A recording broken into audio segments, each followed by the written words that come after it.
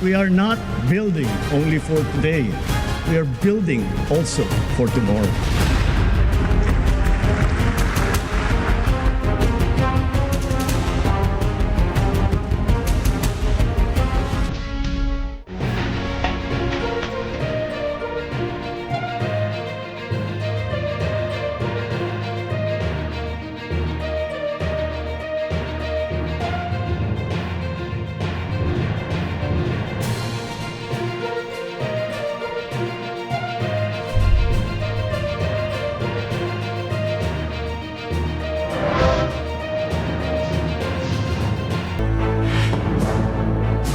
Kitang-kita ko na maraming proyekto para sa flood control ay palpak at gumuho. Mahiya naman kayo sa mga kabahayan nating naanod o nalubog sa mga pagbaha.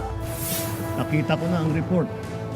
Kaya't ginagawa ng luwa ngayon ang mga mabisang hakbang laban sa palpak na serbisyo ng mga water district at kanilang mga joint venture partners. Titiyakin natin mapapanagot ang mga nagpabaya at nagkulang sa mahalagang serbisyong publiko na ito. Tiniyak natin na walang anomalya sa pagbili ng mga laptop na ito. Napatunayan na natin na kaya na natin ang 20 pesos sa bawat kilo ng bigas nang hindi malulugi ang ating mga magsasaka.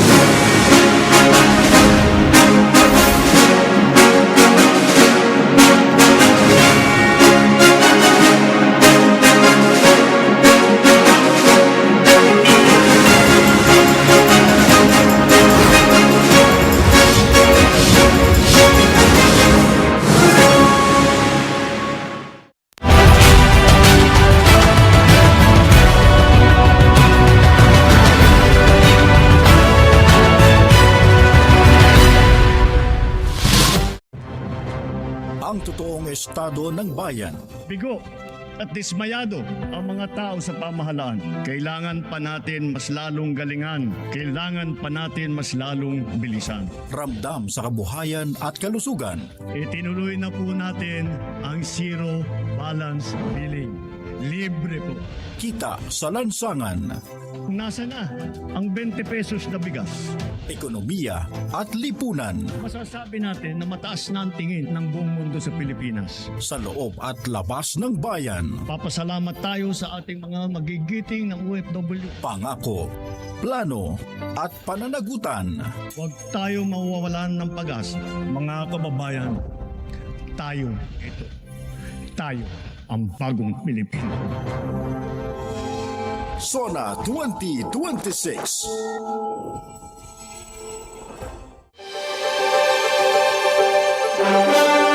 Sa gitna ng mga hamon at pagbabago, sa bawat pangakong binitawan at sa bawat pulisiyang huhubog sa kinabukasan ng ating bansa, mahalagang marinig ang ulat ng Pangulo at higit sa lahat, maunawaan ang kahulugan nito sa bawat Pilipino.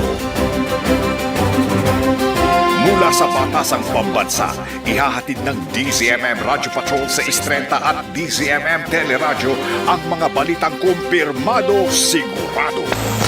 State of the Nation Address ni Pangulong Ferdinand Marcos Jr. SONA 2026.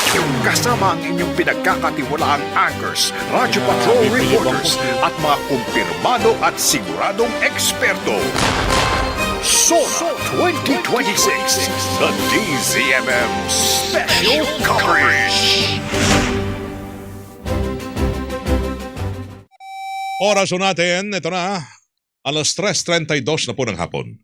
SONA 2026, Super Radio DZBB Special Coverage.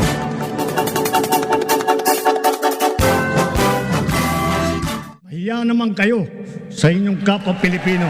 Isang taon ng politika, ekonomiya at pagtanaw sa mga pangako, agrikultura, ayuda at pananagutan sa harap ng aligasyon, The Constitution's answer is very clear.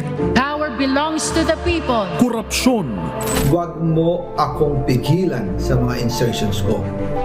Huwag ka nang makialam sa budget para sa pagdi-deliver ng male-maletang pera patungo sa bahay ni Speaker. How can I be the mastermind? panawagang aksyon ni Juan, tunay nga bang napakinggan? Mabuhay po kayo at mabuhay ang bagong Pilipinas. The President's Agenda, a DZRH Special Coverage. Ang ikalimang State of the Nation Address ni Pangulong Ferdinand Marcos Jr. Lunes, ika-27 ng Hulyo, maging una sa balita.